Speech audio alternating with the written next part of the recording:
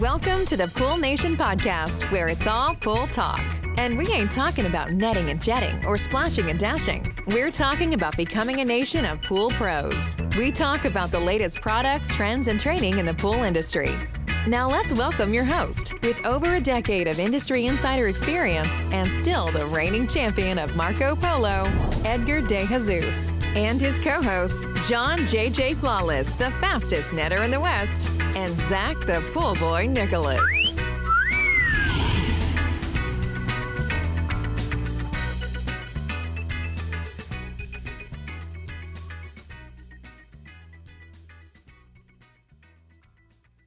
Welcome, everyone, to the Pool Nation Live podcast. I am your host, Edgar De Jesus, and yes, I am the reigning champion of Marco Polo, along with John J.J. Flawless, the fastest netter in the West, and the famous Zach, the Pool Boy Nicholas. Today, we're talking to Deborah Martin, the owner of the Pool Pedic from Fresno, California. I want to welcome everyone to our live podcast, the podcast where it's all pool talk. And we ain't talking about netting and jetting or splashing and dashing. We're talking about becoming a nation of pool pros. And yes, we will talk about the latest products, trends, and training in the pool industry. But before we get started today, I want to thank our sponsors for this podcast, the Ultimate Pool Tools, the SPPA, Blu-ray XL, Aquastar Pool Products, Natural Chemistry, Raypack, and Heritage Pool Supply. We want to thank them for their continued support. Mr. Zacharias, good morning. What's going on? Good morning. How you doing? I'm good. I've been up since 3:30 this morning, so I'm ready to go. It feels like 3 in the afternoon for me, so hanging in there. Got my bang, so I'm ready to go. It's been absolutely insanely hot down there. I don't know if it has been for you guys up here. It but has. It has been brutal. I mean, I probably shouldn't complain here in front of John, but Mr. Flawless, how you doing out in California, 120-degree weather? You know, I'm doing okay considering. It's been an interesting week. So it's been pretty fast paced, and I'm happy that Friday is here and we get the weekend, even though we got a little bit of work tomorrow. But other than that, man, I'm doing okay. It's just been really, really busy. We've been blessed. It has been getting really hot. We are definitely triple digits now. We had a very mild early June, which was very welcoming, but the heat is in full force now, and we're going to start seeing 110, 120 degree weather really soon. But I'm going to be, we get used to it.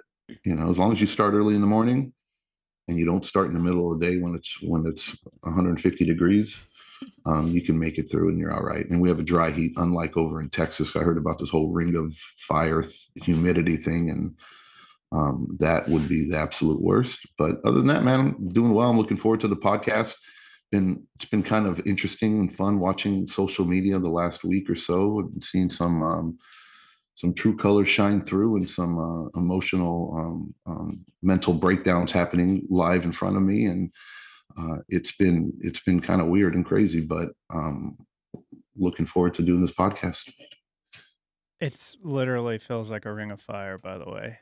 And I don't know about y'all over there, but we have had the weirdest, like John talks about a mild June. It has been a For rough, sure. yeah, like it's been hot, it's been raining, and it's like back and forth, and it's made pool maintenance pretty interesting so far this summer.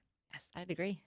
It's funny because I was telling Deborah, and we're going to get into that here in just a second, but I was kind of giving her a warning before she even came out that it was going to be nasty.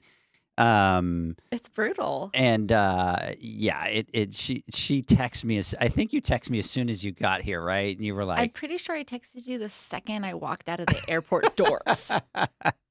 So it was brutal. We left and it was like 80 degrees, I believe. Yeah. So walking into this was terrible. So I need to give you the official good morning. How are you? Good morning. I'm doing great. I'm excited to be here. I'm a little nervous. We're going to work this through. There's nothing that's nervous about you, right? No. Which, by the way, her fiance Kevin is here, and he's already looking up at her like, "What?" Right? So, anyways, and I do want to give a big shout out to our boy Spider, which is joining us here today. How you doing, man? I'm here living life, man. You're just here living life. So I do want to give a couple shout outs before we jump here and get started. And let's see here. So Maria, David, Kevin is out there. Jeanette, big shout out to you. Mike, what's going on? Good morning, Mike. First response, Michael, good morning. And Jeanette is saying, Ring of Fire is a good analogy, and then you look like you went swimming. That's true. That's the truth. It is. I did go out to go look at that crazy build, and it was just, I mean, I was just like completely drenched the entire You don't way. smell like you went swimming, though, unfortunately. Not when you've been out in that heat. Yeah, that's true. It gets bad. So I don't know. Our hotel was 70 degrees inside, and I froze. So I was very excited to walk outside to defrost. To defrost. Yeah, she did mention that yesterday, John. She was like, "Oh my God, I was frozen." Did you, so you didn't give her any warning whatsoever about the weather out here or out in Texas? Well, I gave her about the weather, but I forgot to tell her, and Janie's going to appreciate this, that even though it's 100 degrees, it's like 80% humidity, you still have to have a jacket when you walk into the restaurant or you walk in somewhere. I Because it's froze. freezing. No, it's simply because you're wet. And it's like the air conditioning. I mean, it's literally like you're soaking wet, and then any breeze or wind is going to give you, that chill factor. It was terrible. We were at the I'm sure. restaurant, and I asked the guy, I'm like, "What is it in here?" And he's like, "It's like 70 degrees." I go, "I need to go outside." I bought a sweatshirt, and then Kevin has been here to Texas a bunch of times, and he didn't tell me to bring a jacket. Thanks, honey. Wow. But look, you guys are awesome. Thank you so much, truly, for coming out and trekking out to Texas and doing this, and then talking about your journey and your story, because I think it's a very important one, and it's a great lead up to what we believe in the women's networking event that we have going on in August, and showcasing and showing that the possibilities are there, and our industry needs to be more welcoming to women, period. And I think we've come leaps and bounds from where we were, and slowly but surely we're starting to realize and understand the importance of having a good balance of men and women in our industry, not being so male dominated or assumed to be male dominated, right? Because I have my wife, Mama, and she's better than I am. She's the best in the world when it comes down to it. And it's hard.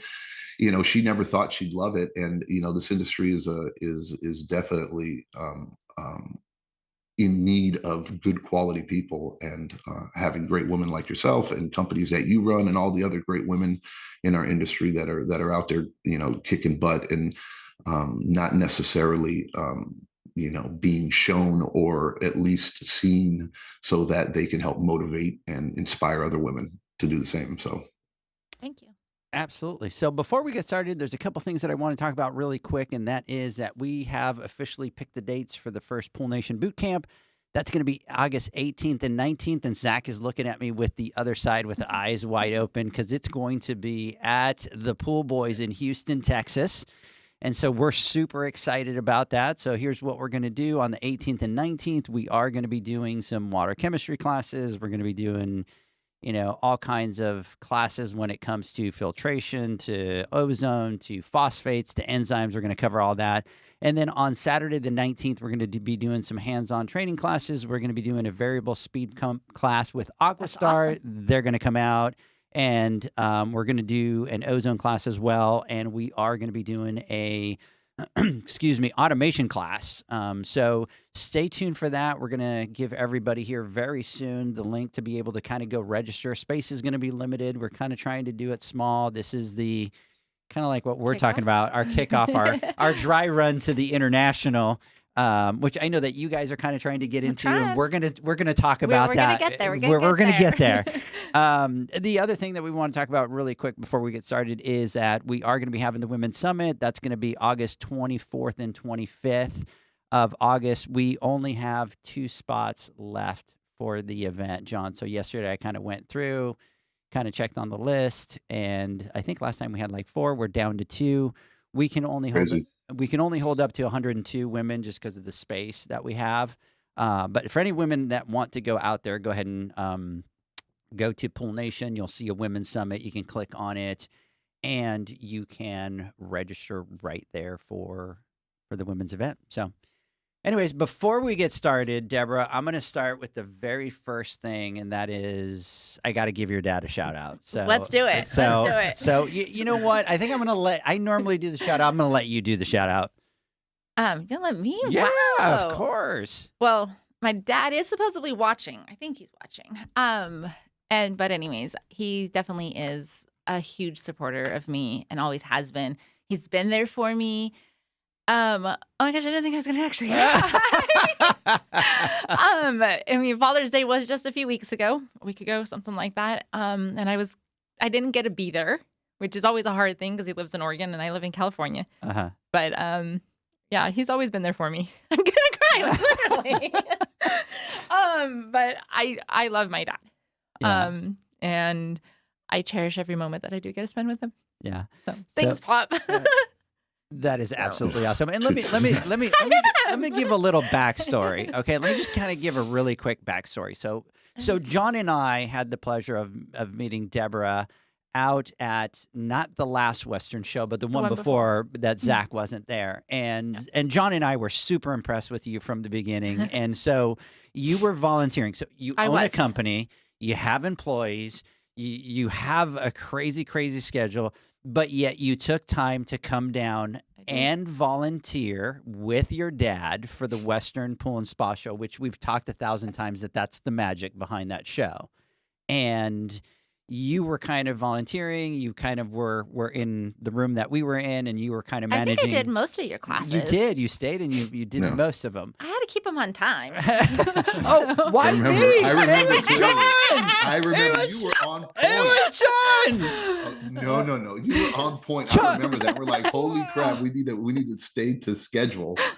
I mean, but no. You're like an hour in, and you've got 4 slides done. I mean, so you had like 50 or something. Yeah, it was hilarious. It was funny. It was like a little bit of a comedy show because Edgar was like looking at me and like giving me the eye and like getting pissed off at me. If he could, he would have smacked me. You know what I mean? Saying, "Come on, we need to get through these slides, John." I don't think you actually ever did get through them all. No, we did not. No, we did not. Even close. I think I suggested you start backwards on the next time. You did. You did. Just work backwards because the people saw the first ones.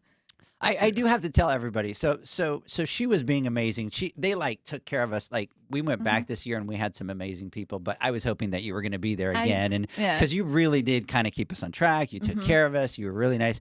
But Mr. JJ Flawless kept talking and talking and talking. And the first one, she was nice, and she would kind of go look at me and kind of go, "It's time. It's time."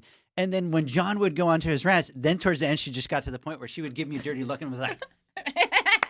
Like cut, and I would turn to John, and I would be like, and on one of them, I turned to John, and I went like, because she's going to me like, cut it, and I'm going like this to John, and of course, what does John do? Keep talking. Calls me out in front of everybody, like, oh, Edgar's giving me a dirty look, and he's going like this to me, and I'm like, oh my God, I'm so freaking embarrassed in this room, and everybody's looking at me. But that was fun times. It was fun. But let me tell you, that was one of John's and I in first interactions with you. And John and I talked about it. We're like, oh my God, she was so amazing. She was outgoing. She was there, and you really kind of took responsibility over what was going on in that room and managing it. And it's huge. I mean, I don't think a lot of people understand there's a quick turnover that needs to happen, right, John? And it's like you got 15 minutes and you got to get people out and you got to get people in and you got to scan them in. And you were just absolutely amazing. And so we met your dad, which is Mike, by the way, and he's out here and he's like me, and he was like, "Ah." So big, huge shout out to you, Mike. And so, I'm talking to your dad and I'm like, "Oh my God, Deborah's so amazing." And so we kind of go into this rabbit hole of just talking about you. And I could just tell that the same love that you have for him, he probably has 10 times for you. I'm sure. And it's so awesome because it's a big running joke that he doesn't have a name. He's Deborah's dad, right? Yes. And so he even has shirts that says Deborah's dad, right? You remember that? Yeah. But just a absolutely outstanding, top-notch guy. And we were absolutely impressed with you guys from day one. 100%. And we knew from that moment, like, we have to find a way to get you on our podcast. We have to find a way to showcase you and what you've done. And, like Edgar was saying, and I want to, again, the importance of, all the volunteers over at the Western Show, right? And just like how they take it so, it's an important job, because educating our industry, I don't know of really much more of an important thing we can do, right? Because that's how we're gonna build us to last, right? How we're gonna teach the new people going in, and some of the old timers that have been around for a while that are willing to learn and be taught new things.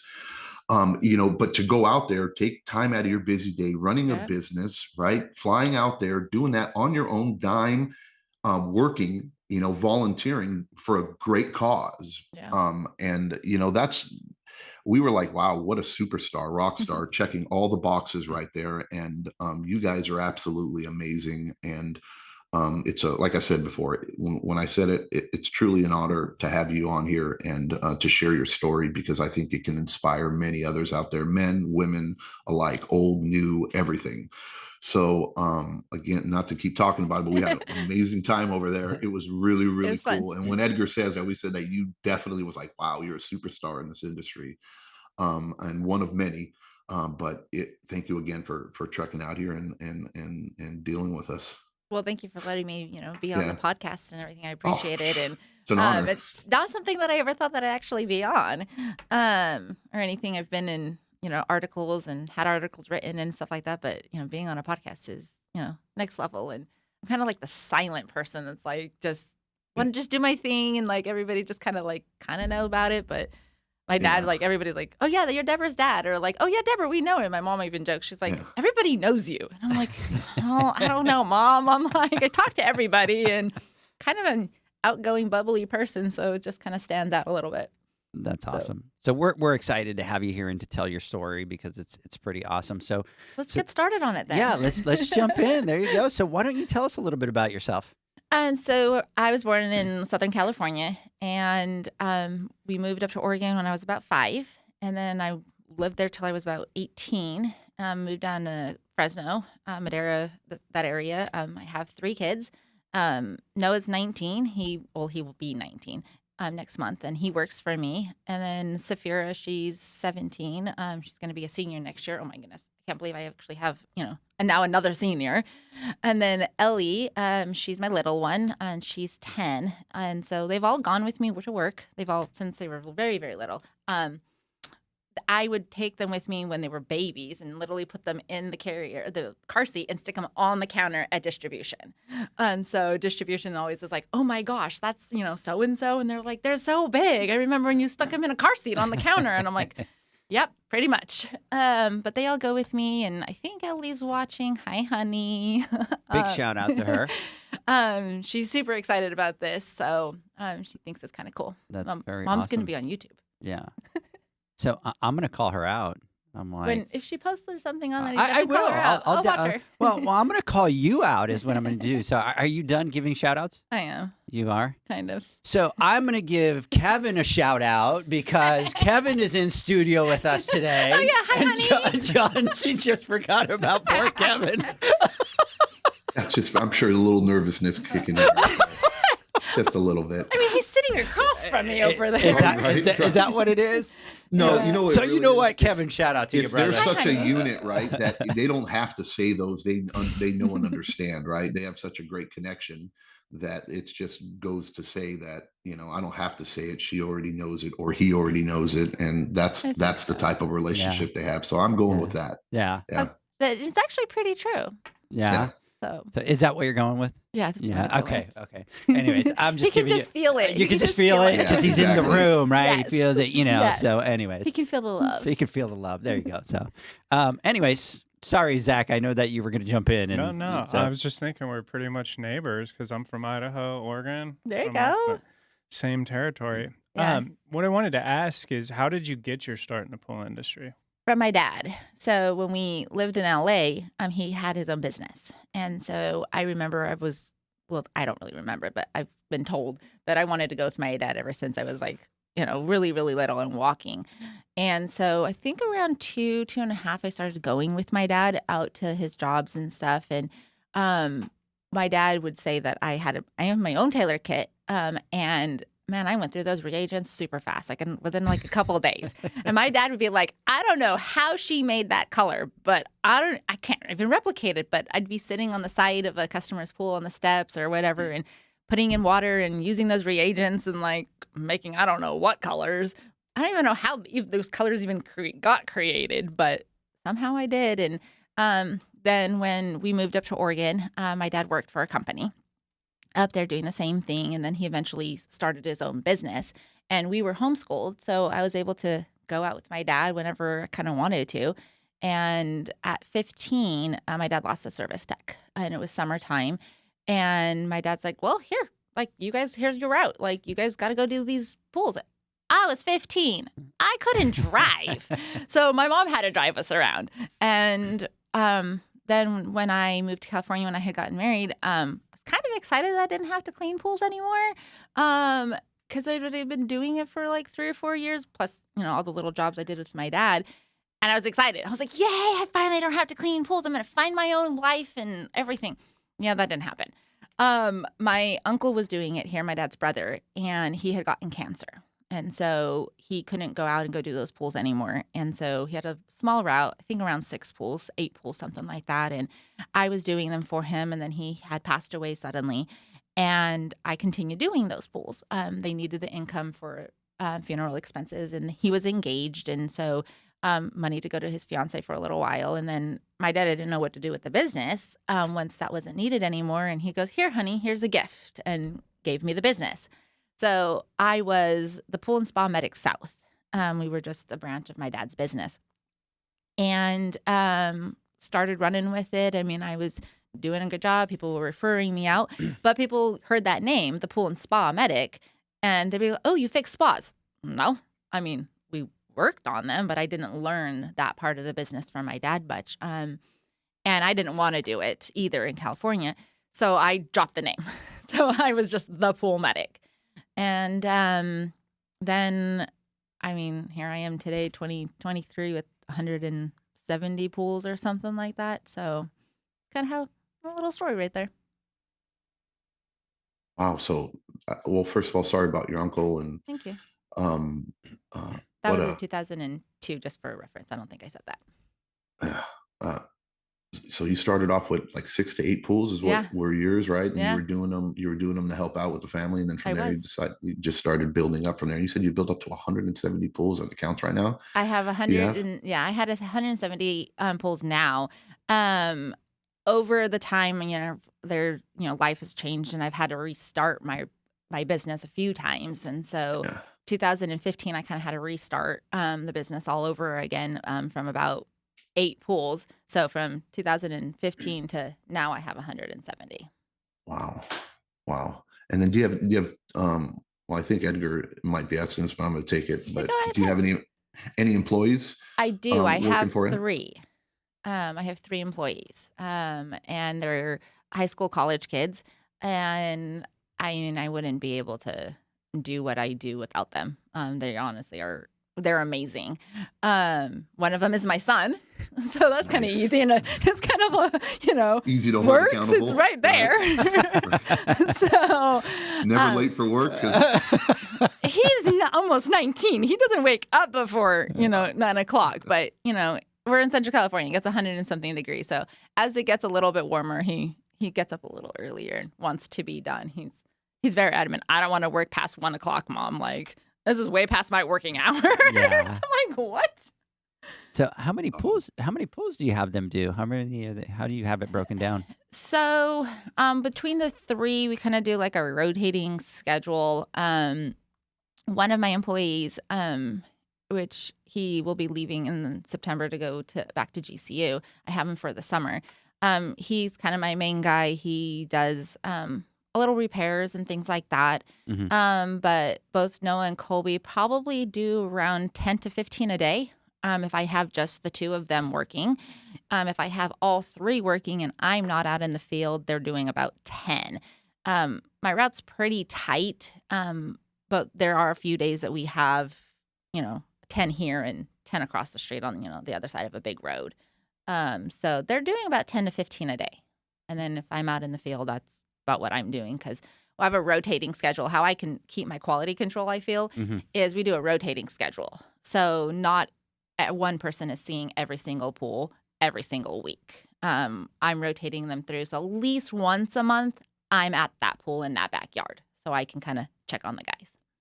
Oh, that's interesting. That's another So great aspect to it, John. no, I got a follow up to Yeah, that. So yeah. I think that's an amazing idea, right? And I think it's important because it's human nature sometimes to get away with to do as little as you can and still get the same result, right? Yep. It's just somehow, especially younger kids and hiring, people that are teenagers or, in high school or might be just going to college. They might not have all the responsibilities and families and stuff that'll drive them go, hey, I need to make sure I do really well because I have a family to feed, right? Correct. So it's a little tough, I'm sure, but doing that seems like it's a pretty brilliant idea for quality control. But do you see any impact as far as your clients, or is that something that you discuss with them at the very beginning? Because I know, and it doesn't matter when I have a technician take over a pool that we used to do, or vice versa, or things move. It seems like human nature is they grow relationships with a certain technician, right? And they grow accustomed to it. And they feel more comfortable with one person showing up in the backyard, or at least that's what my experience has been. Do you get any pushback from that, from some of your clients, to where they're like, hey, I'd rather just have one person, or why is there a different person in my backyard? Or do you present them as, these are our technicians and these are the people that are going to be going into your backyard, and this is why we do it? Yeah, it's a little bit of both. At first, obviously, I definitely had pushback because I was doing all the pools up for until sure. about 110. Yeah. And then I just I just can't do this anymore. And so I got Brenner originally. And he was a huge help. He wanted to work. He was very motivated. And he wanted to work. He wanted that money. I mean, he's, teenager. But he was able to take some relief off of me when I was at that 110, 115 mark. And then as I got Colby and Noah on board, that I kind of told my customers that. I mean, they were already used to, sometimes they saw Brenner, sometimes they saw me. And so for them, it wasn't really too much of a big deal. Like, it wasn't a big difference. And then when we got Noah and Colby, and Noah is my son, so he'd always been with me going to work and whatnot. So he had already seen those customers. Those customers already had seen him in the backyard. So they weren't like completely off of seeing, a new person. And then when I got all three of them out, they kind of were already used to that. And I explained it to them. My quality control way of checking on your pool is that I will be here once a month, at least at some point of the month. I don't know what day, don't know which week, but I will be here and I will see it. So they kind of were used to that by now. I think if you explain, and that goes with anything with the customer, if you explain it to the customer, they're going to be like, oh, yeah, I totally get that. That works for me. Just be honest with them. And one more follow-up question, because I think this is important and this can help a lot of people. Do you ever get any pushback, like saying, I'd rather have one technician's doing it better than the other, and saying, I like this technician better than this technician? And if so, I mean, to me personally, as a business owner, I'd appreciate that feedback, because then I can use it to help coach and figure out, I can, build up on their strengths and then figure out what their issues are, or things that maybe they can do better, or things we can do better as a company. But do you ever get that go, no, I'd rather have, so-and-so service I get my customers pool that say they'd rather have me sure. because, I did it better than them. And I'm Yeah. like, well, unfortunately, I can't service every single pool I have. I just can't. And so I have had some be like, oh, well, they're not, emptying the basket every time, or maybe emptying the pump basket every time. Can you just let them know, because this other technician is, or you did?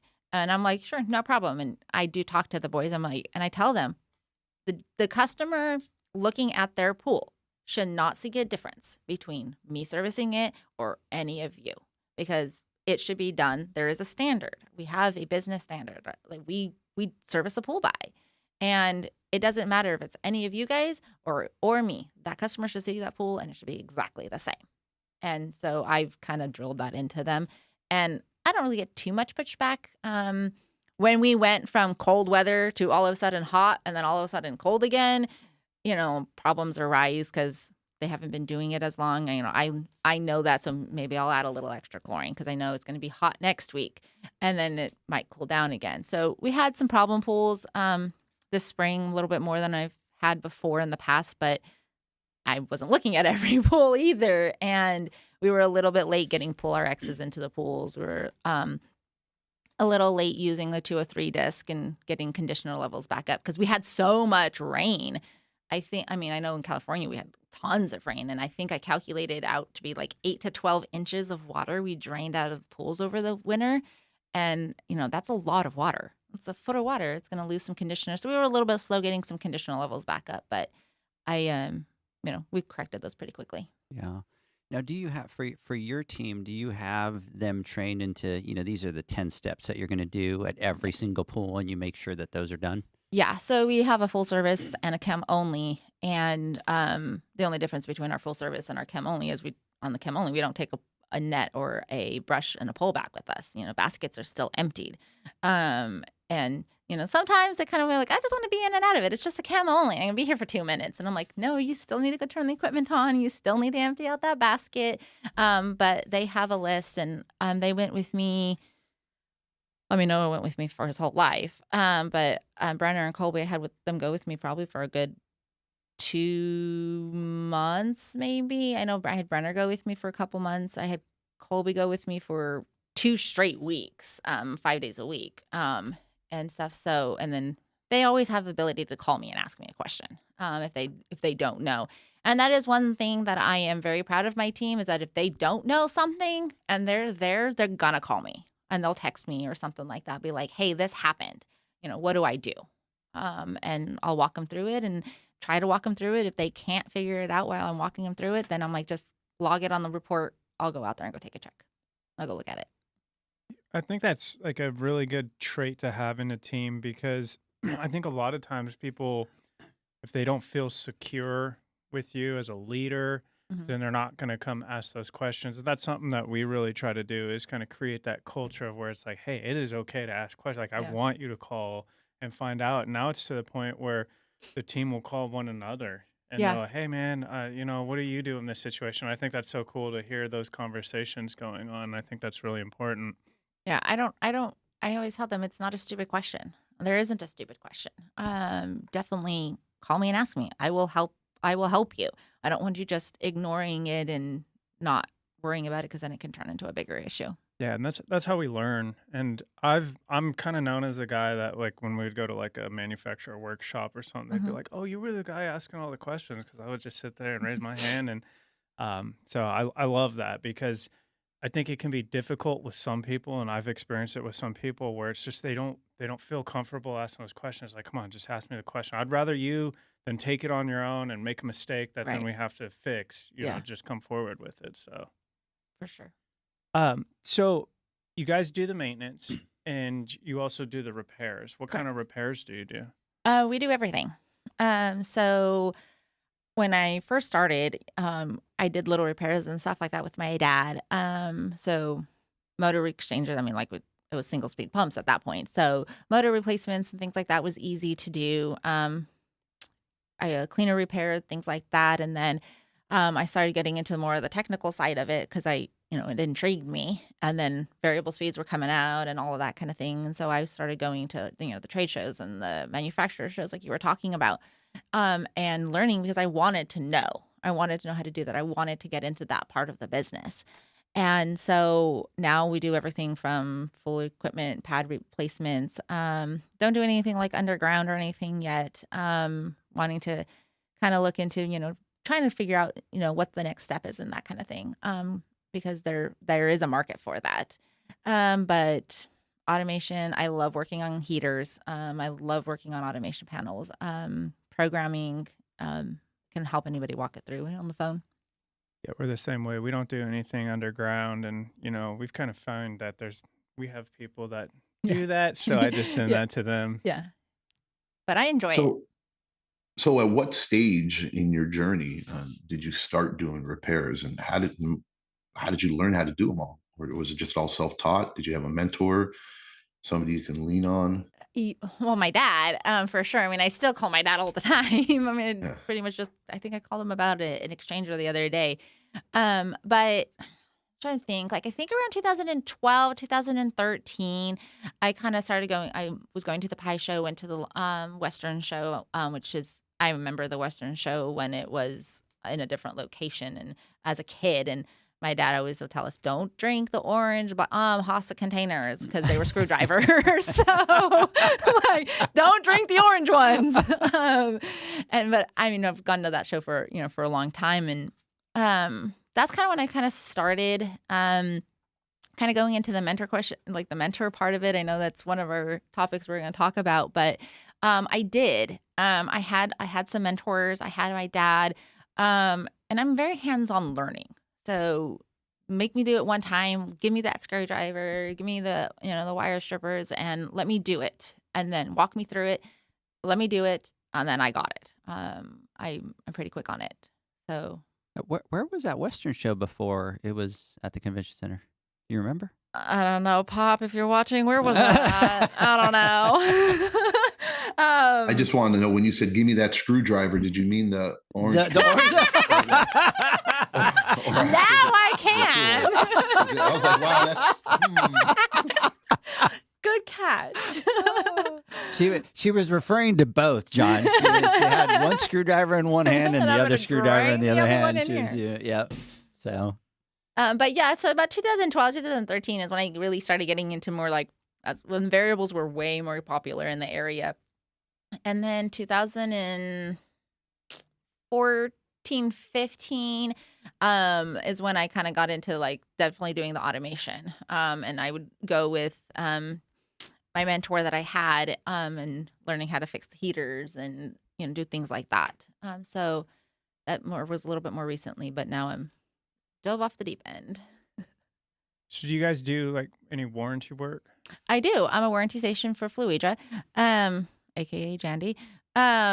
I started using their products in about 2015, 2014, somewhere around there, and loved the product. I loved the support that I got from their sales team, their warranty team, everybody, especially going to the workshops. They were just really easy and they were hands-on, so which was really nice because some of the other ones weren't so hands-on-ish.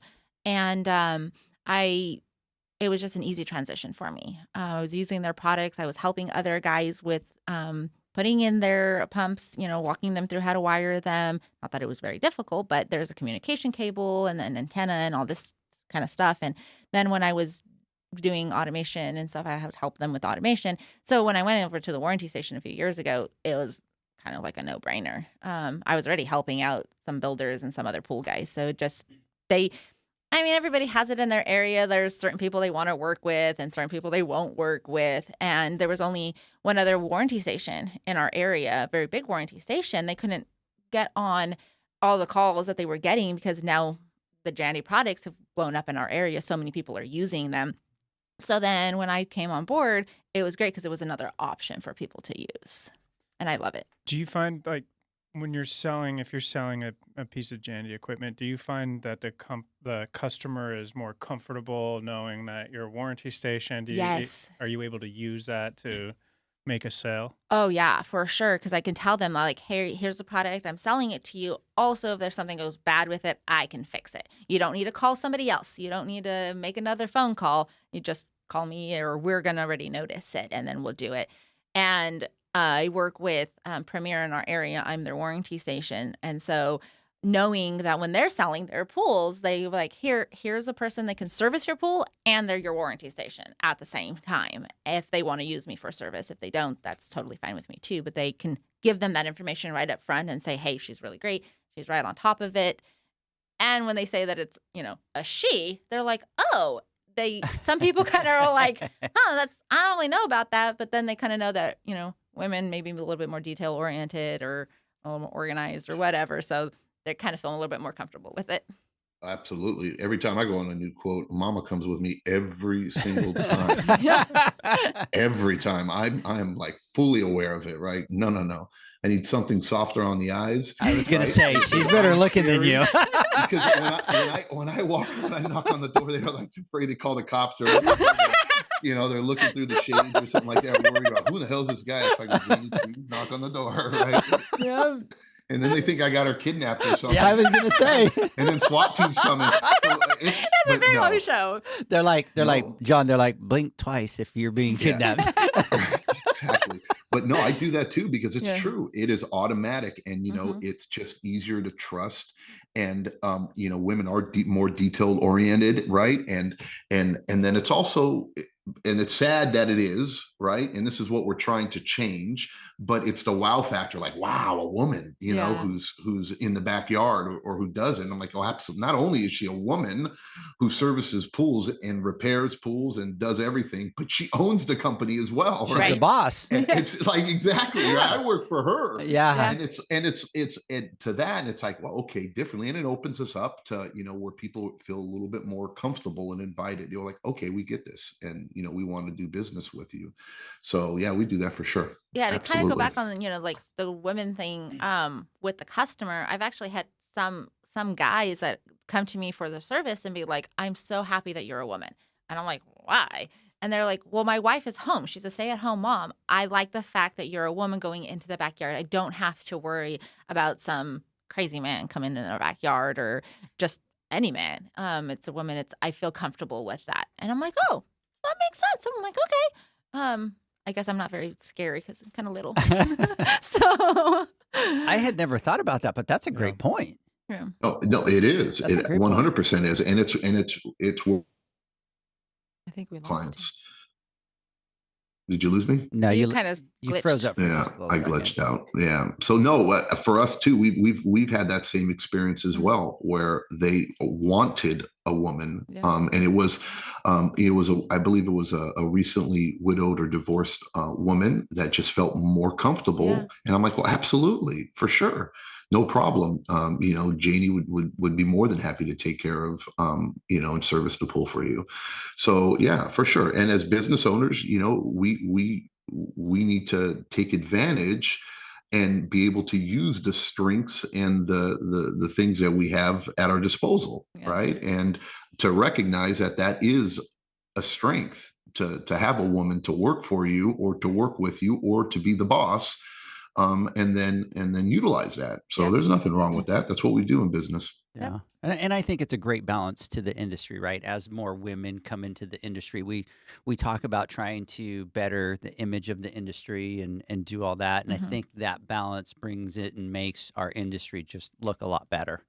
So, hey guys, let's do this. Let's take a quick word from our sponsors. When we come back, we will continue with Deborah Martin, the pool medic. The Hyper Pole from he's Ultimate got our Pool mic on Tools mute. is a pool care pole designed by pool professionals for pool professionals, featuring precision crafted carbon fiber and stainless steel construction. Go to ultimatepooltools.com or Instagram at Ultimate Pool Tools. Pool pros have specific needs when it comes to general liability insurance. The SPPA program has you covered. With 3 tailored and customizable general liability options, SPPA makes it easy for pool pros to feel secure. Find out more and get covered at thesppa.com.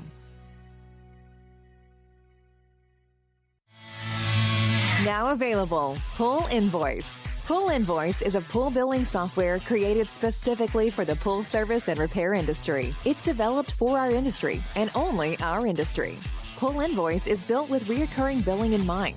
You can print, email, text invoices, or even send via WhatsApp. You can add reoccurring or yearly charges, accept credits, and set up autopay. You can even see when customers have seen the invoice. It even has a customer portal where they can log in and see, print, and pay invoices. It has all your customers' information on one page, so you don't need to search through hundreds of invoices looking for the one you need. Just go to the customer profile and it's all at your fingertips. Created specifically for the pool industry, Pool Invoice. Now available at poolinvoice.com.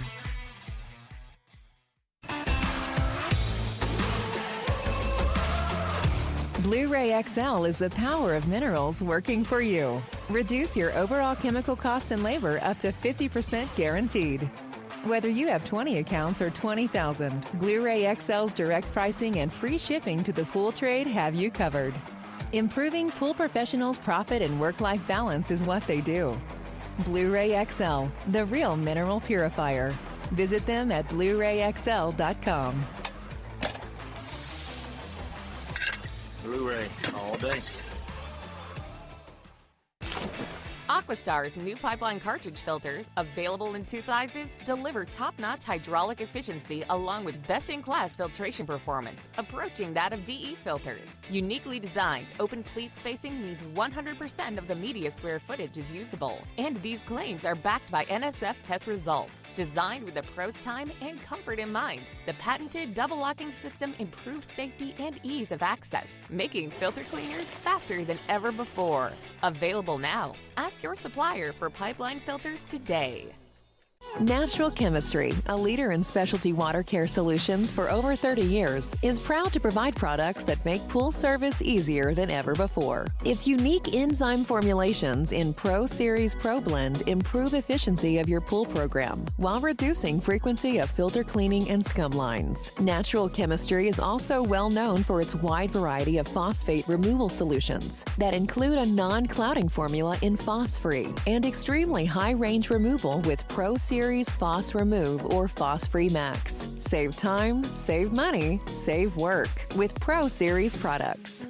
Stop sacrificing durability or efficiency with the help of Raypak's new Avia HD models that utilize NITEC, their exclusive industry-first technology. NITEC heat exchanger technology is Raypak's latest solution to superior strength and maximum efficiency when it comes to residential pool heating. With 900% more nickel compared to copper nickel in critical surfaces, NITEC creates an ideal surface to protect against scale formation and erosion without compromising on Avia's 84% thermal efficiency. Learn more at raypak.com/NITEC.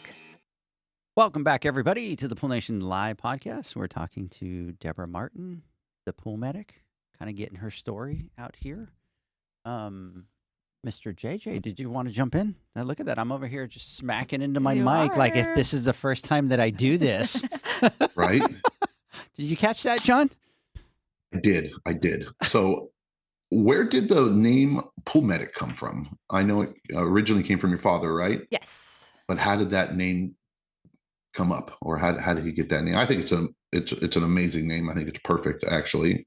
It says a lot because we're really about branding. Yes. And I think branding is a huge thing, though. Yeah. I'm not so sure how he kind of came up with the name, but his logo is actually pretty cool because it actually has a medic symbol in it, and he has this like cartoony guy that I used the same logo except that we made his guy a girl, and it was a cartoony guy, and the sand filter had like a little sick face and a Band-Aid on it, and like the pump had a big old Band-Aid on it, and he had like a medical tool bag with a cross on it and had his tools out of it. But he does fix pools and spas up in the Portland area. And like I said earlier, I didn't want to get into the spa side of anything. I just wanted to strictly stay with the pool. So I dropped off the spa and just was with the pool medic. And it's great because, I mean, a lot of people call and they're like, I need a medic. My pool is sick. And I'm all like, yeah, it's really green. You really do. You really need a medic for this. This is like terrible. But it's a catchy name. And then I used the same logo, and then I switched my logo a few years ago because it just has a lot of colors. It was a lot of detail, and I wanted to just simplify it a lot more.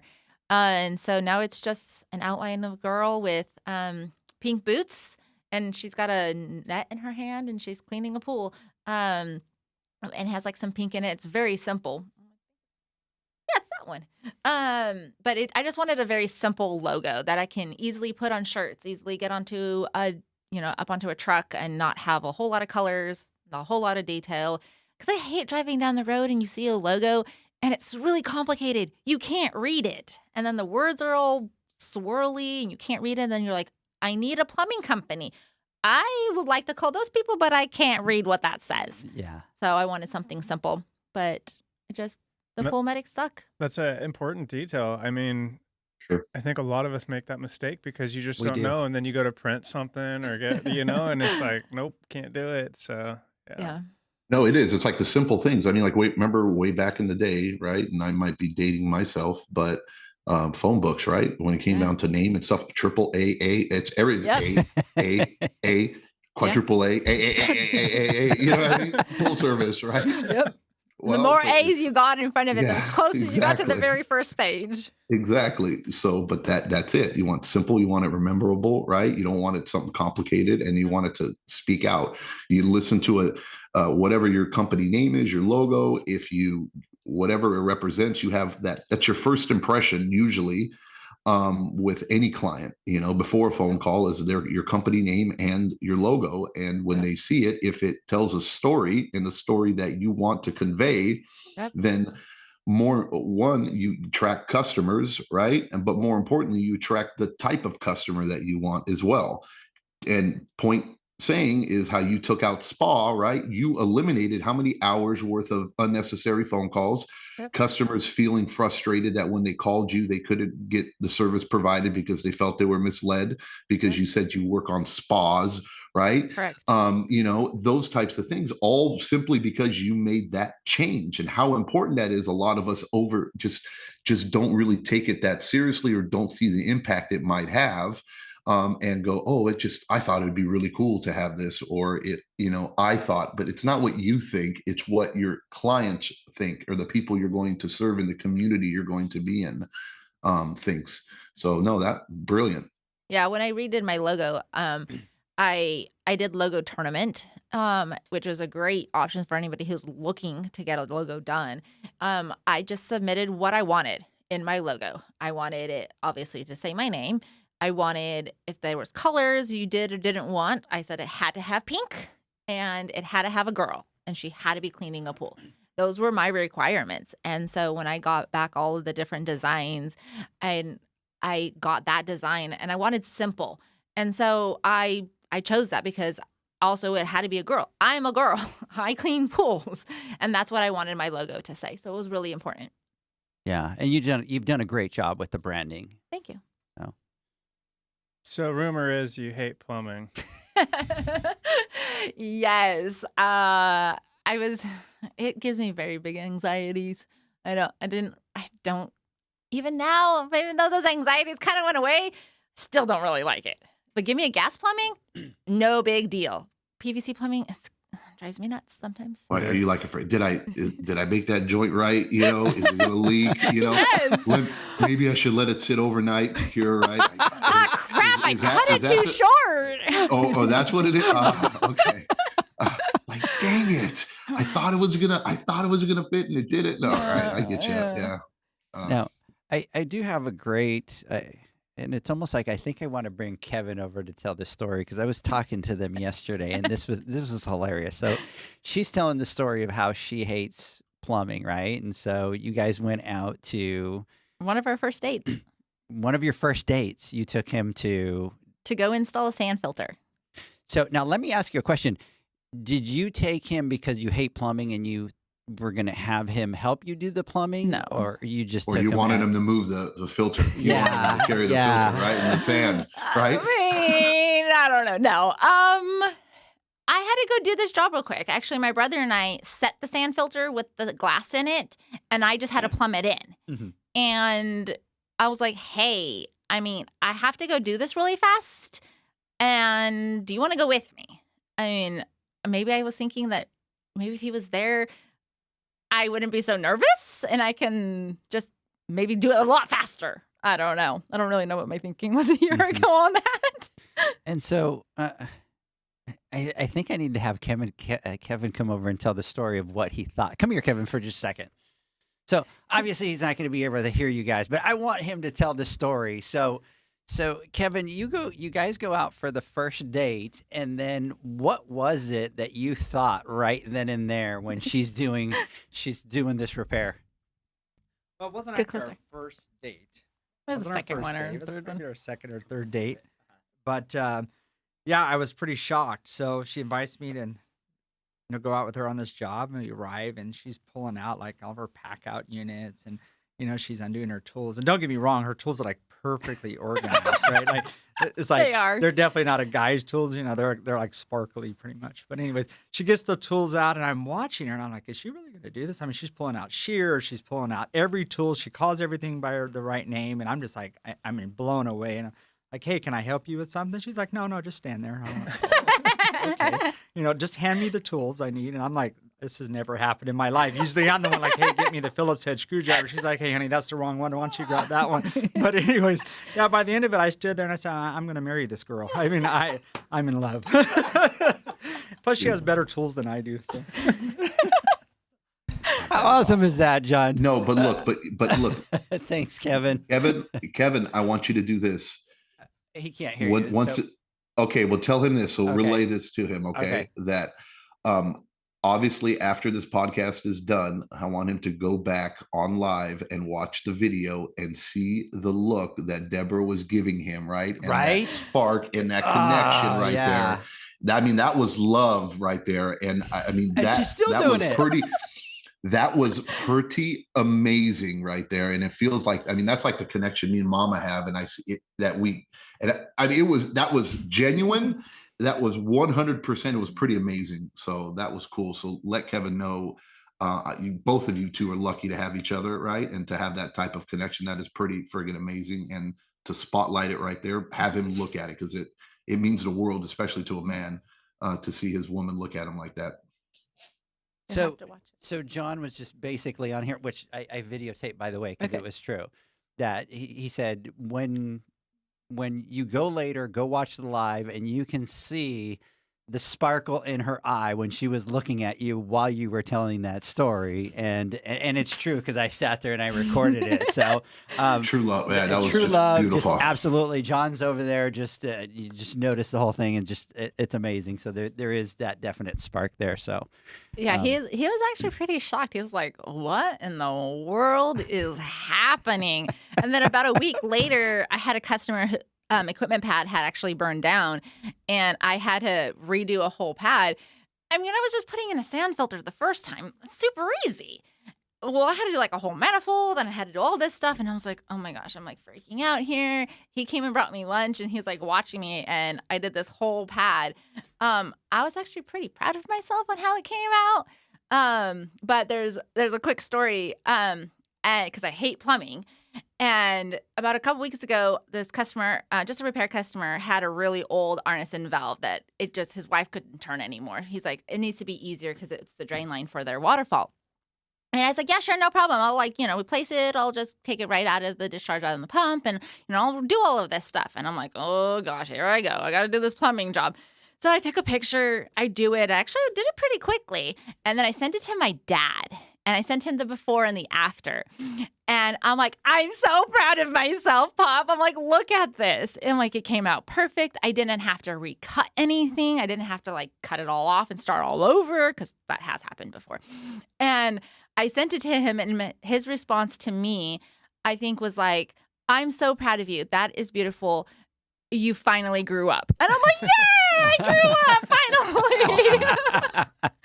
So it means a lot when I do a job and I send it to my dad, and my dad, is proud of me as well, because it gives me a little bit of confidence. that's awesome. That's awesome. Yeah, plumbing was always my my nemesis as well. So being a woman in this industry that's dominated by men can be challenging sometimes. Do you have any advice or any tips that you could give women out there that are starting in the industry? Yeah, of course. I mean, I remember starting out in the industry, and when I started getting more jobs and doing a lot more, getting more into the technical side of the industry, I remember how difficult it was. So I definitely would say, the first tip would be to network with your distributor, network with your sales reps, network with other pool companies, because they're going to be a huge asset to you. And that's not just for somebody starting in the industry either. That's for somebody who's been in the industry to do that. Network with it. It's actually how I found a couple of my mentors, was through distribution. One of my sales reps, was a really good advocate for me too, in Jandy and stuff. And that was, really great to have, because I can go and be like, hey, I have this job. I have to do this job. Like, what would be the best product to put in? Things like that. And then other pool guys being able to, any of the other pool girls too, to be able just to talk to someone and be like, oh my gosh, Mrs. Baker's driving me crazy. Like, this is the problem that I have with her. Like, what do I do? What do you do in this situation? Tip number 2 would be, definitely own your stuff. Walk it. have your branding, have your truck, and don't let a customer just push you around. Just don't. If you know what you are talking about, just own it. Be like, no, I know what I'm talking about. Like this is the way that it is. And if you're talking in a technical term to a customer about something you actually really do know, the customer does see that. They see that you know what you're talking about. And don't be afraid to tell them, the customer, I don't know that. I will find out and I will get back to you. And I've had to do that and then really find out the answer and come back to the customer. And tip number 3 would be to make time. The time that you put into your business, this is for all of us, the time you put into your business is what you're going to get back. And I'm kind of talking to myself about this because I have 3 kids and I run a business. And it's hard to dedicate the time at home in your office in front of your computer to do scheduling, to write up those quotes, to, send out those invoices. And if you don't do that, you're not going to be able to grow. You're not going to get that money in the income. Because if you're sitting at home, I do this all the time. I'm like, oh my gosh, the dishes need to be done. The laundry needs to be done. Like that needs to be clean. I need to go to the grocery store.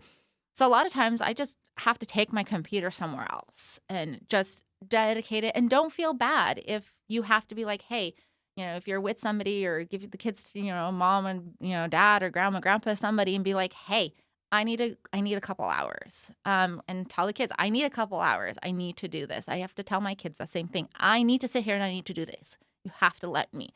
And, that mom guilt kind of gets in a little bit. So, but don't feel bad about it. That's what I would say.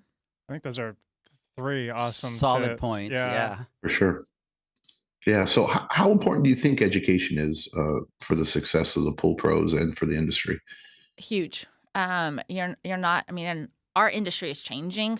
It's no longer a light switch or a time clock turning on equipment anymore. Everything's automated. Everything is variable speed. And you're not going to know unless you go and get taught. And you get taught by going to classes, by going to the trade shows, by networking with other people and learning that. It's huge. I feel like we're at the bottom of the totem pole. We are so far back in what the rest of the world is in technology, and the pool industry is so slow catching up to that. And you have to be educated. I talk to people all the time and they're like, how do we program this? How do we do this? I'm like, go to a class. They have them. Like, this is what they're for. I don't mind talking to you, but if I'm telling you 3 or 4 times, go sit in a class. You need to go to sit in the class and you need to be taught. It's huge. It's very huge. I think that's, what you were talking about, taking the time to get that education and learn those things is, in essence, working on your business as well. And I think that's something that I see a lot in our area too. Is it's a lot of my friends and people I know in the industry. It's very hard for them to find that time or convince themselves to take that time or make that time to be able to go take advantage of a lot of these education opportunities that are out there. Yeah, like you said, it is hard. You have to make that time. And I had to just jump and be like, you know what? I need to go. Even if you can just go to the Western Show or the Pie Show for one day, just go for one day. You know what? If you tell your customers, I'm going to go for training, like technical training, to better my business, to be able to better serve you, they're not going to be like, oh, no, you have to be here and clean my pool. They're going to thank you for going and getting that training. And guess what? They'll still be there when you get back. Absolutely. Hey, really quick, before I jump on to the next question, I do want to give a shout out over here to Michael from First Response Pool. The volunteers are at the heart of the show. They make it happen year after year. Loves the rotating idea, by the way, of the schedule. The other thing is, love the name, by the way. We need to do a collab for First Response. His is First Response. Pool Medics and MD Pool Rescue, John. I know, right? I love it. That'd be pretty awesome. Think about it. That's some great little collab that you guys can do to kind of, get up there. I like it. So, and then Nadia is saying measure 7 times, cut once. That's my mom. Is it? Yes.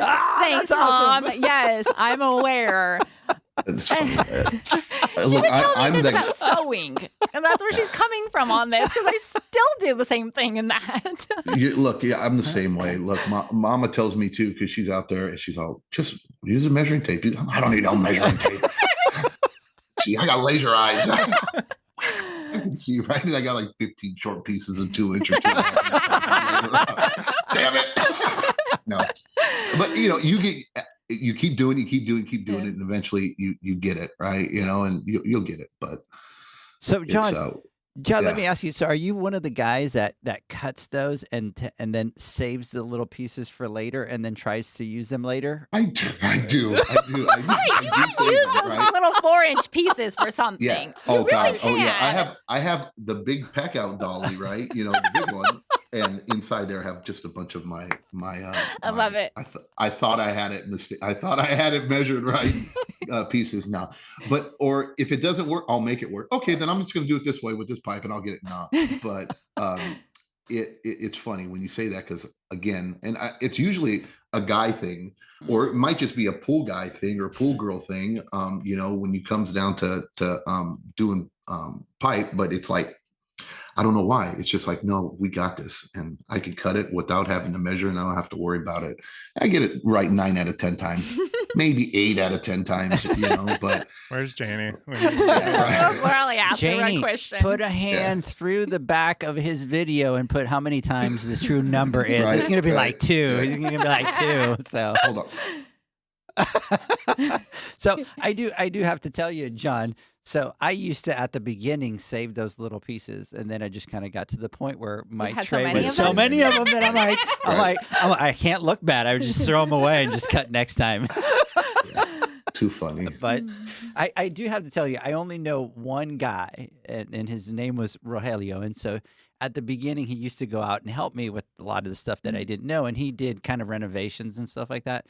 But it's the only guy that I've ever seen that I could take him to a pool that was like a mess, and he would just like grab the pipe, and he would just grab his finger on it, run it down, mark it, go like that, cut it, and every single time it would be like dead on. And I'm like, gosh. Roger, how the hell do you do this? And he's like, all the years of experience. But he Yeah. would get like, he had this gift that he would walk in, and you know how pools are, right? Like Yeah. sometimes you get there and you're like, man, if I do this, I got to cut this and cut that, and this turns here, and there's another 90. And he would just walk in and be like, and he wouldn't say anything. He wouldn't talk. He'd just grab the cutters and just go clip, clip, clip, put. And he's like, okay, let's go. And I'm like, Edgar, it's an evolution. It's how when you first start. I was the same way too. I measured when I first started, right? And I was there and I was doing it. I did the Sharpie thing. You know what I mean? Sharpie Yeah. for the yeah. for every single fitting and stuff like everything was dude. As you go, right? You need, in order to master it, right, and become like Rogelio, right? You have to do it this way until you get to that point where it's like I can go back there, and thankfully now, I can go back to a pad. I can look at it, and I just need 10 seconds looking at walk here. I need this fitting, this fitting, this fitting, this fitting, this fitting, this fitting, this much pipe, and I head out there and I just start cutting. But that takes years and years and years and many pads to do, but it's still not perfected. But that's my journey. I want to get to the point of Rogelio. And one day, hopefully I'll be there. You just made One me day, hopefully. realize one thing, John. Yeah. I thought at some point I got really good because I didn't need the Sharpie. I just realized it's Yeah. just because I had lost them and I didn't have any, so I didn't have a choice. It was like- Or they're underneath all those 1.5 That's inch, the 2 tip. inch Throw the clippings, right? Sharpie away. Right? Yeah, for sure. I can't remember. It took me a couple years to learn how to friggin' cut with a Sawzall straight. Make a straight line. Milwaukee Oh, God. pipe shears. Oh yeah, those are. Yeah, I've I've got been using mine, those yeah. for years. Anybody but- who's using a hacksaw, get rid of it. Yeah. Yeah. Get As rid a- of it. But I gotta We're get. gonna have But a when we fun. do We're older gonna buy people pipe, pipe right? shears. and we're doing it, Oh, it's yeah. like, oh, Yeah. and I got Yeah. this much pipe to work with. I remember doing it. I'm like, oh, really, bro? You know what I mean? The thing looks like a tailpipe. You know what I mean? I'm like, what are you doing, John? But no, yeah, it's fun. I feel Okay. like in spirit of the topic right now, I got to give a shout out to my partner Justin because he's like that. I mean, he still has some of the 1 inch and 2 inchers laying Yeah. around, but there's times Yeah. I'm sitting there and I'm like, there is no way. Like he's got some configuration going on, and it's like the final 3 glues, and then slides it all into perfection. And I'm like, oh man, I couldn't even do it right with a tape measure. So That feels great, dude. When you do it, like, Oh, it just yeah. comes like, it's like you're like an artist. Yeah. You walk back there and you Uh-huh. see it, and it's like, here we go. You know what I mean? You see all this crap, all this jumbo Mario and Luigi. Obviously, I call plumb this them in. roller coasters. You know what I mean? That's There a you good way go. to- I say Mario and Luigi were here.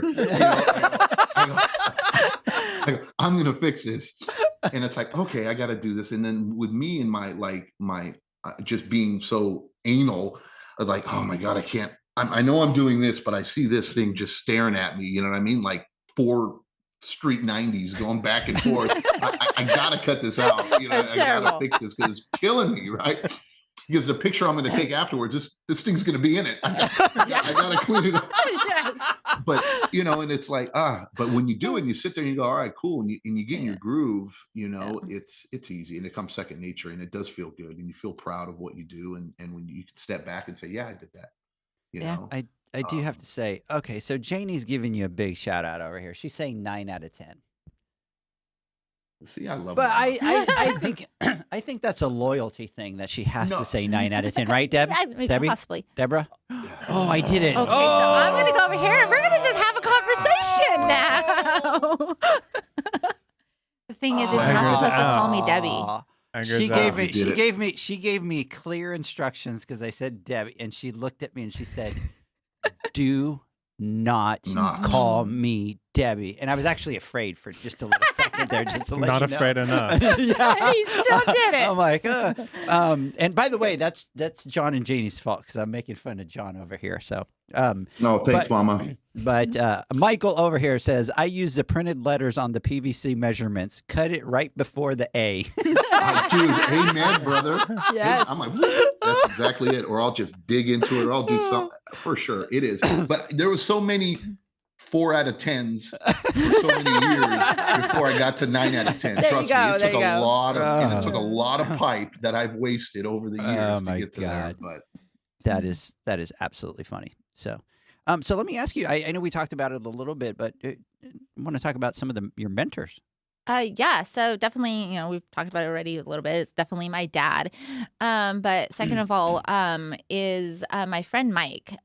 He was doing pulls on his own and stuff like that, and now he's in the sales world and stuff like that. But I still call him. And the way I actually found him was from distribution. I had an automation system when I was first getting into it. I didn't know anything about them, and I went to my distributor, and I was like, "Hey," I'm like, who do I call? Like, who can help me with this? And they, Craig over at Leisure, he said that, like, call Mike. He's really good at what he does, and he's willing to help. And that's what that's what distribution is there for, is they know the people who are willing to help you out, whether you're a guy or a girl. And definitely would be Jade. Jade's no longer with us. He was my sales rep with Fluidra. And he had suddenly passed away a few months ago. And he was a huge help, in the Jandy world for me, is getting me connected with other pool guys that were using Jandy products that I was able to. Jade knew that I knew my stuff. I went to every class, I went to every training, I was in everything, and I called them all the time. And he was able to say, okay, so-and-so is using it. Can I give them your information if they ever need any help? And he was a huge input for that, because that helps other people, other pool guys that don't know about Jandy products to be able to connect to me. And then I'm able to, help them out. They remember that, they tell another person. So those are definitely some of my big mentors. Johnny over at SCP, he's been really huge in helping me in the success of getting me product delivered to my house when I need it. And, connecting me with other people who, are coming up in the industry and need some help, and I'm willing to help anybody out. I think that's a big part of it too, is, kind of looking back at my evolution and Justin's evolution is same thing. We were always pounding the counter guys with questions about this and that. And, they really took a lot of time over the years to, educate us, give us information. And I think if you're showing an effort, and you're making an attempt to educate yourself and doing that, then I think a lot of these people are a lot more willing to invest in you and help grow you. So Great. So there's, excuse me. So there's something that we kind of want to talk about, and Yes. obviously you are big into the education side. Yes. You're a very hands-on type of pool gal, learning, Yes. doing all those things. So there's one thing that we wanted to talk about, and that is the Pool Girl Pro. So can Yes. you talk a little bit about that? Yes, I'm super excited to talk about this too. It is the Pool Girl Pro. Kelly and I had co-founded it back in, what did I say, 2021, 22, something like, no, 21. Because we actually have another friend who co-founded it with us. She was in a technical training, and they were doing hands-on, and another guy took the screwdriver out of her hand and told her that she was a girl and she couldn't do this. And came to me at that training in tears practically, and was like, this is like not okay. Like I wanted to learn how to do this, and like this is not okay. And I immediately went over to the called my reps up and flew over at Jandy in the Sacramento area, and I said, we need to do something about this. This is not okay. This is not okay. Nobody should be treated this way. If it was me that did that, I might have taken the screwdriver and Stabbed him. stabbed him or something. I'm like, I wouldn't put up with it. But I told them, well, we need to do something, and this is not okay. We need a place for women to be able to feel safe and have hands-on and be able to learn this. And so they were our very first hands-on training for the pool girls. And so now it's expanded into us doing 2 in-person trainings a year up in the Sacramento area. And then we do some webinars and stuff like that. But we want women to have a safe place that they can go and learn by other women. And they don't feel like they're going to be intimidated by another man. So I'm super excited to be part of it. That is awesome. Now, That's pretty. go ahead, John. I'm Sorry. just saying that's pretty amazing. And what you and Kelly did. I mean, to be in that situation, a lot of people naturally would feel intimidated, right? Yeah. And instead of feeling that way, or now obviously you probably did feel that way, but instead of backing down from it, you stood up and said, hey, look, we need to change this. Yeah. And even put yourselves out there even more. Right. Made yourselves more vulnerable by speaking up, not just for you three, Yeah. but for all the women in the industry, and saying, hey, look, we get this. And, some women out there might not, just don't like conflict or don't want to engage in that. And Yeah. maybe that's the reason why they haven't progressed, and to be able to give them that safe space to where they feel comfortable, because they don't have to feel like they're being judged or they're being ridiculed or whatever it may be. And having that environment for them is just absolutely amazing. And it just shows the type of character and how strong you ladies are doing that. I mean, that's our whole MO, and why we're doing what we're doing when it comes down to education is, creating a safe space for pool guys as well, because the new guys getting in the industry, or even the old timers that are in the industry, we have such a combative type of mentality where everybody's in it for themselves almost. Yeah. And it's like, you are not my buddy, you are my competition, and my job is to take you down, or to bring you down in some way. And the sooner we can get over that, right, the better we can all become. So having that, hats off to you ladies for doing that. Much respect. And to put on trainings in front, that's not easy, it's not. It's not. When I started going to the trade shows and to classes, I would remember not wanting to ask that question, because I'm like, I'm a pool person, I should know this question, I really should know this answer. And now I'm the one in the class I know what that question is, but I know somebody in that room is not wanting to ask that question because they don't want to be looked at as they're being stupid, that they don't know this, that they should know this, and they are too embarrassed to ask that question. So I'm the one, like you said, raising my hand, putting in my 2 cents, asking that question, because I know somebody else is wanting to, and they're not going to ask that question, and they should know that answer, because I think it's important. And I get people that come up to me at the Western Show and the Pie Show all the time, be like, I see you at all the trainings, and you ask such good questions. And I'm thinking, I'm just asking the question that guy didn't ask, you know?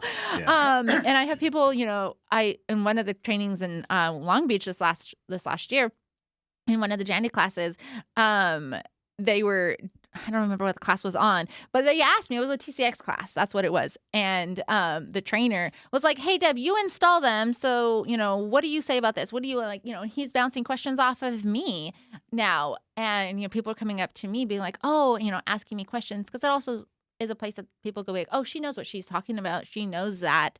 Let's just go ask her because the trainer's busy or something. Plus, you know, we're trying to get, you know, the pool girls to, you know, just women in general in this industry to be looked at as we know what we're talking about. Well, and just to be able to create that safe space, and just like John was saying, you know, we kind of tried to do it with the pool pros and all that. But, you know, I think a lot of people don't understand the effort and the work that goes into, first of all, what you've done creating that course of the hands-on and doing the electrical. A lot of people just think, hey, you just show up and, you know, Deborah's just going to show up and just wing it and kind of do it and roll with it. And that's not at all how it is. And No. you have to be very aware of your audience. And it sounds like you're very in tune with your audience, right? And that's one of the things that we always talk about. It's like, what are the questions that the new pool pros are afraid to ask, right? How do we incorporate that into the education curriculum so that we know that it's at least addressed? Excuse me. So it's very, you know, I think people don't understand how much effort goes into that. So can you talk a little bit about that, about, you know, your training, your curriculum? What's been the thought process to put that together? Yeah. So we have women part of our group that are very, very new. They've been in the industry maybe a few months and they know nothing. They just know how to push, you know, maybe know how to push it on. To, you know, somebody who, you know, like Kelly and I, who've been in the industry for a very long time and they know something and now they're wanting to, let's just say, get into programming or get into something else of the industry. And so we have to look at our curriculum and make sure that we're putting everything in from very basic to very technical and not have it be all basic to be boring to the people who do know something, and that are being too technical that are very newcomers don't know anything. And so we kind of base a little bit on it. We kind of, when we did the last automation class, we did very, very simple things and then all the way very technical things. And we always told them, if there's something basic that you guys don't know, come to us, you know, that we didn't cover it.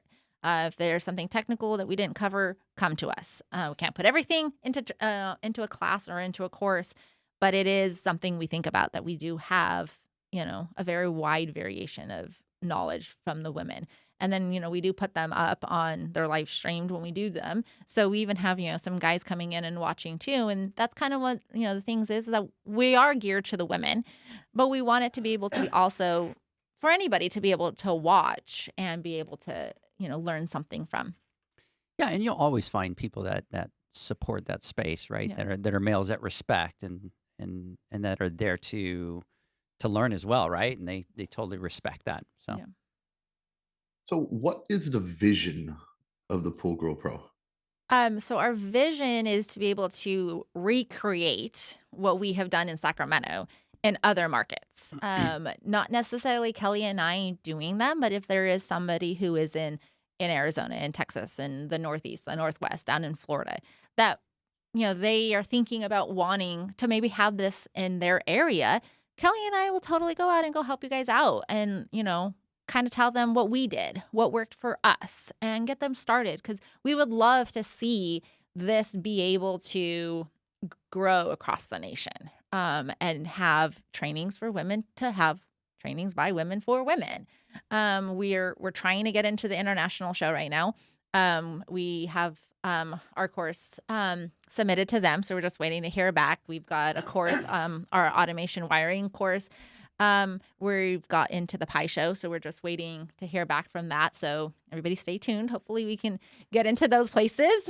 Pie Show International. You're Western. listening. Awesome. Western, Yeah, I wish you you're guys the listening. best. I You hope guys I better hope you get 'em all. Yes, absolutely. I hope you get them all. Yep. Yeah, we would love to do that, and have that, because people, I think women, you know, they want those trainings. They don't want to feel intimidated by, you know, other men in the group, in the class and things like that. So that's kind of our vision, to be able to recreate this across the nation so women have a safe place to be able to go to. That's awesome. So what are some of the next events that you guys are having? So in September, we don't have a date yet. We'll have a 1-hour webinar. I think we are doing it on what to do for increasing sales in the fall. Summer is over, you've gotten through it, and what can you do to get that pool ready for next summer? Since everybody's busy, you're not able to do a lot of those little upgrades, those little repairs, things that maybe will be able to help them out for next year. I think that's kind of what our topic is going to be, but look for that. It's going to be in September. So we're going to try to do a class or a webinar every quarter. That's awesome. If someone wants to get in contact with you guys, what's the best way that they do that? So we have a Facebook page. It's Pool Girl Pro Industry Training, I believe is what the name of it is on Facebook. And then on Instagram, it's Pool Girl Pro. That's a tongue twister. See, it's not just me. It's not. But Pool Girl Pro on Instagram. So they can message us there. That goes directly to us. We're creating a website at the moment, so that there'll be a section that if they wanted to ask us a question, they can just send us a question, send us a comment, maybe a directory of some kind for them to be able to get linked up with other women in the industry, as well as some like training little videos and whatnot on there. So we're excited about that. Awesome. That is awesome. Gentlemen and ladies, let's do this. Let's take our final word from our sponsors. When we come back, Mr. Zacharias, John, I want to get your final thoughts. The Hyper Pole from Ultimate Pool Tools is a pool care pole designed by pool professionals for pool professionals, featuring precision-crafted carbon fiber and stainless steel construction. Go to ultimatepooltools.com or Instagram at Ultimate Pool Tools. Pool pros have specific needs when it comes to general liability insurance. The SPPA program has you covered. With 3 tailored and customizable general liability options, SPPA makes it easy for pool pros to feel secure. Find out more and get covered at thesppa.com. Now available, Pool Invoice. Pool Invoice is a pool billing software created specifically for the pool service and repair industry. It's developed for our industry and only our industry. Pool Invoice is built with recurring billing in mind. You can print, email, text invoices, or even send via WhatsApp. You can add reoccurring or yearly charges, accept credits, and set up autopay. You can even see when customers have seen the invoice. It even has a customer portal where they can log in and see, print, and pay invoices. It has all your customers' information on one page, so you don't need to search through hundreds of invoices looking for the one you need. Just go to the customer profile and it's all at your fingertips. Created specifically for the pool industry, Pool Invoice. Now available at poolinvoice.com.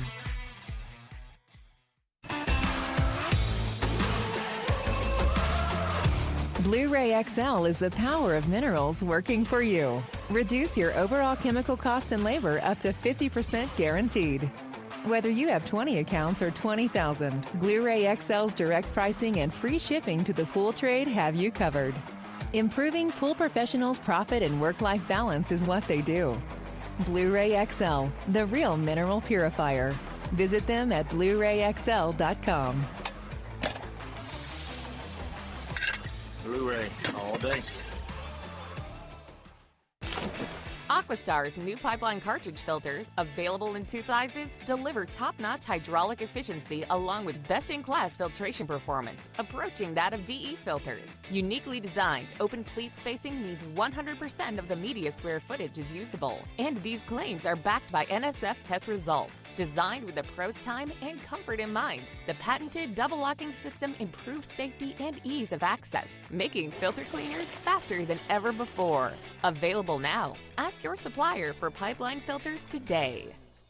Natural Chemistry, a leader in specialty water care solutions for over 30 years, is proud to provide products that make pool service easier than ever before. Its unique enzyme formulations in Pro Series Pro Blend improve efficiency of your pool program while reducing frequency of filter cleaning and scum lines. Natural Chemistry is also well known for its wide variety of phosphate removal solutions that include a non-clouding formula in Phos-Free and extremely high-range removal with Pro Series Phos Remove or Phos-Free Max. Save time, save money, save work with Pro Series products. Stop sacrificing durability or efficiency with the help of Raypak's new Avia HD models that utilize NITEC, their exclusive industry-first technology. NITEC heat exchanger technology is Raypak's latest solution to superior strength and maximum efficiency when it comes to residential pool heating. With 900% more nickel compared to copper nickel in critical surfaces, NITEC creates an ideal surface to protect against scale formation and erosion without compromising on Avia's 84% thermal efficiency. Learn more at raypak.com/NITEC. Welcome back, everybody, to the Pool Nation Live podcast with myself, your host, Edgar De Jesus, Mr. JJ Flawless, the fastest netter in the West, and the famous Zach, the pool boy Nicholas. Today, we are talking to Deborah Martin from Fresno, the pool medic. Yes. So, I was going to throw John first on this one for a loop, but nah, I think I'm going to go with Zach. Zach, final thoughts? Still number one, baby. No, I wanted to start out by saying thank you for coming on and sharing your story. And these are always fun for me because it's really interesting to hear everyone's journey into the industry. And everyone always jokes about like it's a prison sentence and things like that. And what I'm really starting to gather is I need to bring my kids and start training them for sick route coverage. So Yes. have someone call Yes. in, and there we go. But yeah, thank you for coming on. And big shout out to your dad. I had the pleasure of meeting him at the Western. He's a super cool dude, and I really enjoyed talking with him. And then lastly, I you're talking about the vision for the Pool Girl Pro trainings, and I think that's super cool. And that's what I mean. I'm all about safe space because I saw it in the trainings when I would go to them. There's like this, you're an idiot for asking a question. It was a really uncomfortable feeling. And I knew a lot of times when I would, like you were saying, you would ask a question like you're helping someone else out that's just too nervous or worried about getting attacked for that. So I love what you guys are doing, and I wish you guys the best. And Thank you. Yeah, it's been a journey for sure. But it's definitely not a prison sentence. I don't want anybody to think that. But once you get in the industry, you just don't leave the industry. And it's been really great, especially for me, because being a mom, I was able to be flexible, be able to go to the kids, games or whatever they were doing, their awards that they were having at school, and then just jump right back at work again. I didn't have to call up my boss and be like, hey, I need, the morning off or something like that. I mean, just call Mrs. Baker and be like, Mrs. Baker, I'm not going to be there at 9 o'clock. I'm going to be there at 11. I got to go to my kids' awards, So if she was, adamant about me being there, and I don't really have a Mrs. Baker. I was just going to ask you, do you really have a Miss Baker? Because she might not take this well. I don't. So, Mr. Flawless, final thoughts? Yeah. So, I mean, again, Deborah, I just want to thank you for coming out and doing this. But more importantly, thank you for what you've done for the industry and what you're trying to accomplish and what you're continuing to do. You, Kelly, everybody that's involved in the Pool Girl Pro. That story you talked about that guy coming up and taking that screwdriver away from you, right? I mean, that really hits me, and it's kind of really goes to the core of what we're trying to do, and the obstacles we see are some of the biggest obstacles in our industry is kind of overcoming that bullying that we have, right? And even though I think we've gone leaps and bounds from where we were, but it's always a constant struggle, and we still deal with it today. I mean, and it's we have to it is frustrating, and we have to sometimes sit back and say, is it really malicious, or is it just emotions that are getting the best of people sometimes? And I truly think that people really want to do better, but sometimes they just have a hard time communicating what they want, right? Or what they're trying to do, and they allow their frustrations to take the best out of them. And we all fall victim of it. And our jobs as educators or people that are trying, that are part of this industry, that are trying to better the industry, is to sometimes take a step back and try to understand what other people are going through, and not just necessarily say, hey, look, you know what I mean, forget you, X you, you're whatever, and you know what I mean, you're nobody. But try to, you know, get through to them as well, because get over that roadblock that we seem to have, because that bullying, even amongst educators, is like, how do we get past this point where, if we are so-called trying to help the industry and educate and be better,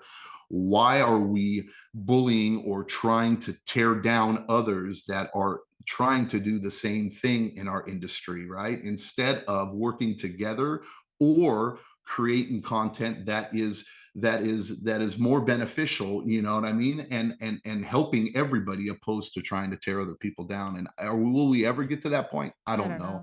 I'm optimistic, right? And I know we have a lot of really talented people out there. We have a lot of talented podcasts out there, a lot of talented educators out there, that people that really know what they're doing. I just think that they have a hard time expressing their feelings or whatever frustrations they have. And unfortunately, you know, it's par for the course and what we kind of have to deal with. But I hope that you, Kelly, and everybody else, like I said, involved, just keeps chugging along, and you keep doing what you're doing, because I know there will always be resistance, because there will always be, right? That's just what happens, you know. And us as Pool Nation, if there's anything that we can possibly do to help you guys realize your dream of taking it further from just North California to Southern, to East Coast, to Midwest, to wherever, international, if there's anything we can possibly do to help you guys realize that dream, please just reach out to us and let us know,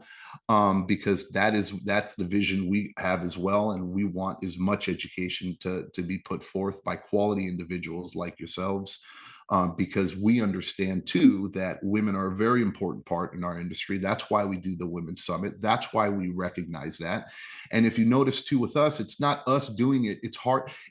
We can, you know, hopefully we can get through, you know, to a lot of people, and we can make them feel comfortable. But at the end of the day, sometimes a woman speaking to a woman is a lot easier, right? Yeah. And in the message coming from a woman, and I'm not pretty whatsoever, and I'm far from, and you know, and I just don't have that. I just can't do that, right? And so if we can help in any way, get you and your program and what you guys are involved in some more visibility, just let us know. And I wish you the best to get into the international. I wish you guys the best to get into the pie show.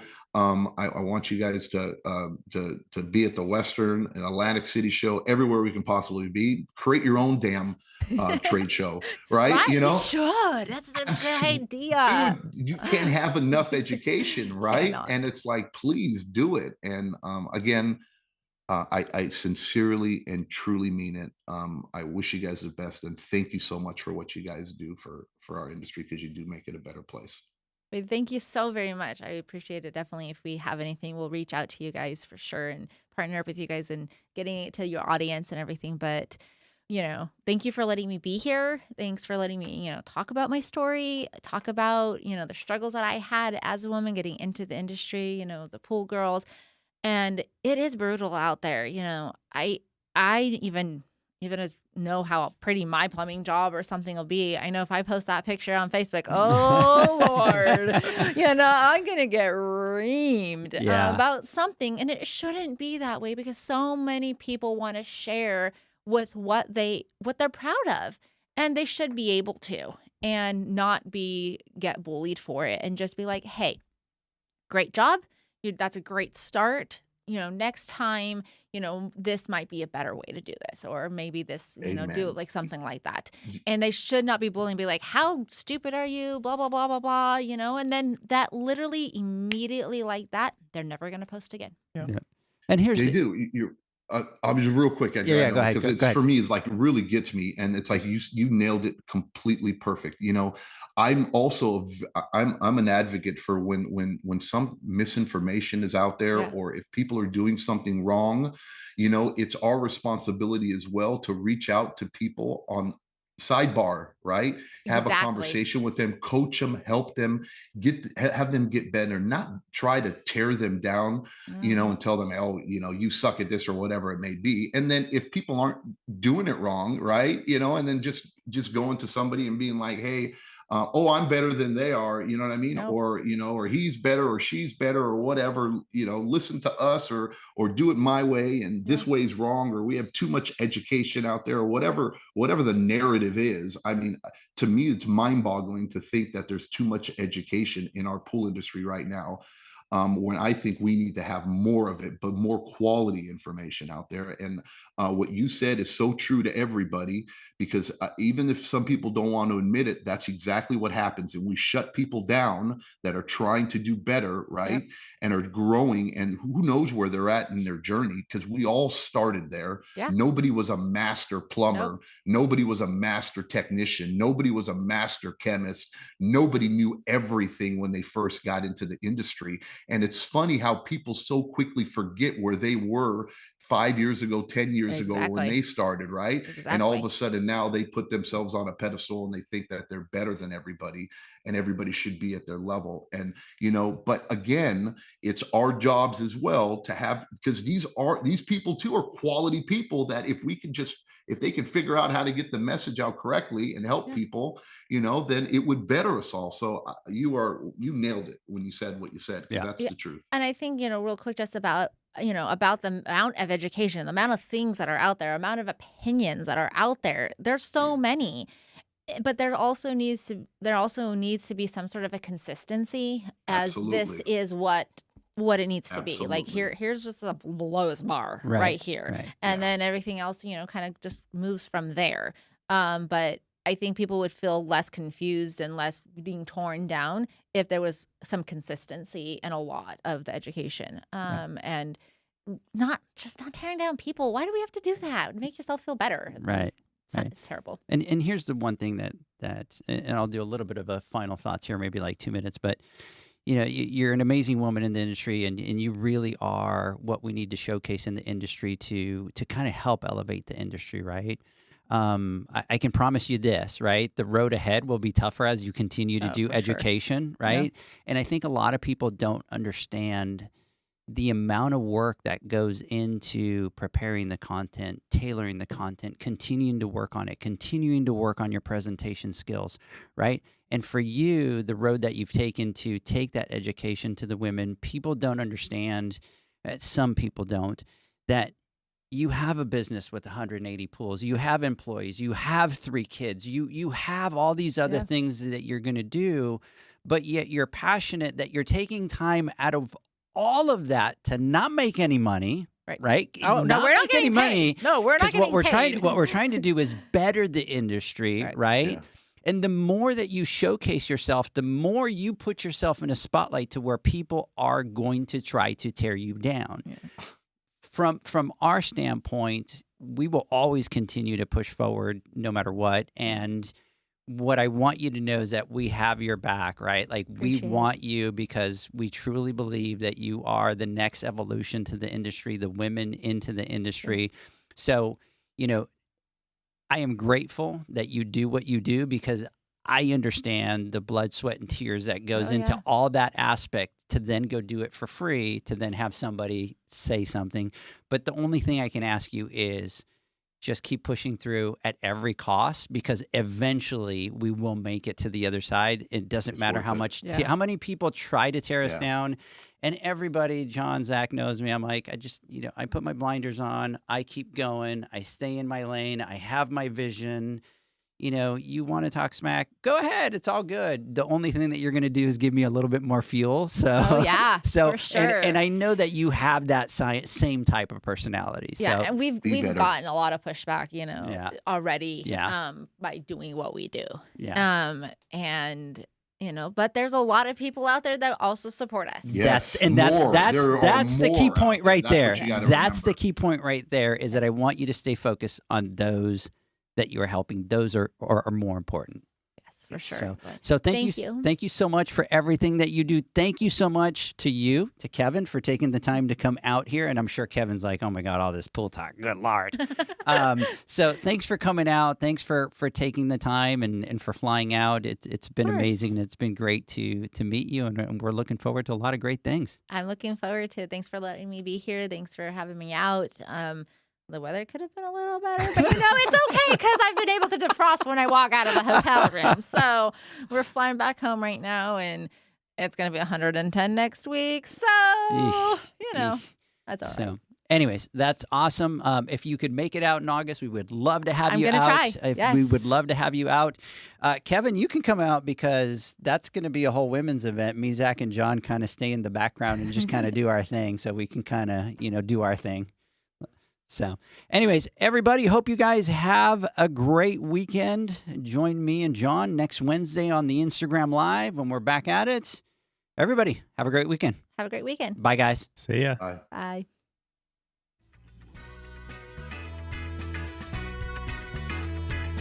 Thanks for listening to the Pool Nation podcast, a member of the Pool Nation family. You can listen to us live every Friday here at 9 a.m. Pacific, 11 a.m. Central, and 12 noon Eastern Standard Time. You can find us at Pool Nation or poolnationpodcast.com, on Facebook, or on Instagram at pool.nation. And to find more info about Pool Invoice, the billing software built specifically for the pool industry, go to poolinvoice.com. Before you go, this is what the pool industry has been waiting for. PoolmanUniversity.com. It's the first platform dedicated to learning the swimming pool service and repair industry. A pool service community where you can connect and find videos on business, service, water chemistry, and repairs. See you there at PoolmanUniversity.com.